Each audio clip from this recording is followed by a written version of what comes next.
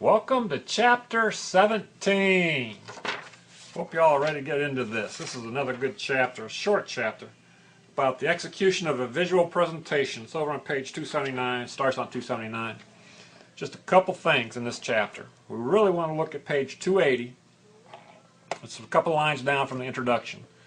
An individual may know the concepts but lack the competence to actually assemble all the elements into a good presentation. You know what this is saying? That one sentence is saying you've read the book, you've passed the exams, you've passed the course, but can you put a display together? You got all the book learning you need, but do you have what it takes to put a display together? And that's pretty much what the whole text is all about. It all comes down to that one sentence. Yes, you can take all the exams and pass them, but you have the creativity and the ability to put a display together that's going to sell a product. And further down, under selecting the merchandise topic, it says the emphasis for the presentation must be on the merchandise. The background materials and props are merely enhancers. Remember, the display is there to sell a product. You can have all the creativity, all the imagination that you want to, but you've got to sell the product. Remember last chapter we talked about that a little bit. You've got to turn those shoppers into buyers. At the bottom of 280, we're going to actually go low in the chapter, and then we're going to, or page, and then come back to the top. It talks about in order to make the greatest impact and increase sales, the merchandise chosen should be timely, have positive eye appeal, and make a statement.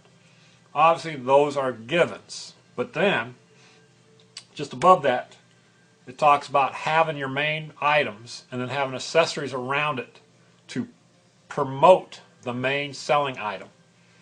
So, if you have too many accessories, you might actually steal from the main focus. If you don't have enough accessories, you might not get the people looking at the window. Remember, you've got to be able to stop those shoppers in their tracks. That's going to be part of the portfolio, right? You got to be able to, when I look at your portfolio, I better be able to say, wow. If you get a wow out of me, trust me, you'll get a high score. Or you bring me cookout, one of the two. I'm just going to real quickly go over this merchandise loan form over on page 281. Guys, it's not, even if the company you go to work for has a loan form, it's probably not going to look like this. But know that chances are if you go and need an accessory from another department, you will probably have to sign for it on something similar to this. Don't expect it to look exactly like this, but it will look similar to this. Over on page 282, it talks about working with plants. Again, fake plants, you don't have to water, you don't need sunlight and all that. But tell me the truth, if you're walking by a display window, can you tell if the plant is fake or not? Sometimes you can, sometimes you can't. But if you're using real plants, make sure you trim the dead leaves away, you water them, you take care. Remember, you got to have light for that plant. So working with plants can be a little difficult. Window display cases, you have a little checklist on 283, 284. Yes, chances are a window display would have a checklist, and even you, if you're first starting out, I would suggest you have a checklist. But once you've been in the business 10, 12, 15 years, it's all going to be second nature. The checklist will probably disappear. But starting out, I'm going to suggest you have a checklist. The profile down at the bottom of 283, it talks about the Christmas windows at Lord & Taylor and Macy's. Again, can you get a theme here? Christmas, Christmas, Christmas. That is a huge time of year for visual merchandisers. Now we start talking about things we've already talked about throughout the semester. On 284, 285, we start talking about selecting mannequins and forms. Remember, a sitting model might be used to achieve interest and balance. Most visual merchandisers, however, learn early about the pitfalls and limitations of seated forms.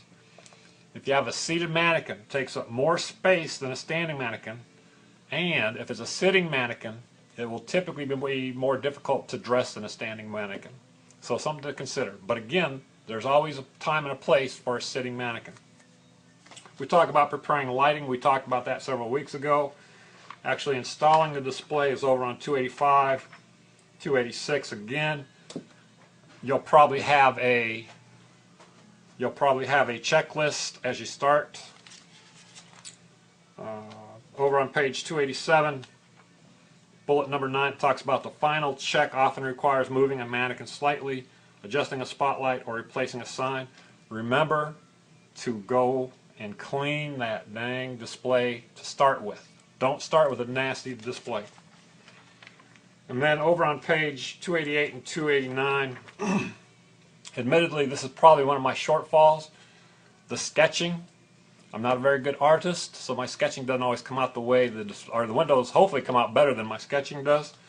But if you're good at that, that's a big plus for you. Alright, that is chapter 17. Hope you go, again, let me tell you, this is a pretty good book. Please read the book. Just because I don't cover it in these reviews doesn't mean it's not going to be on the exam.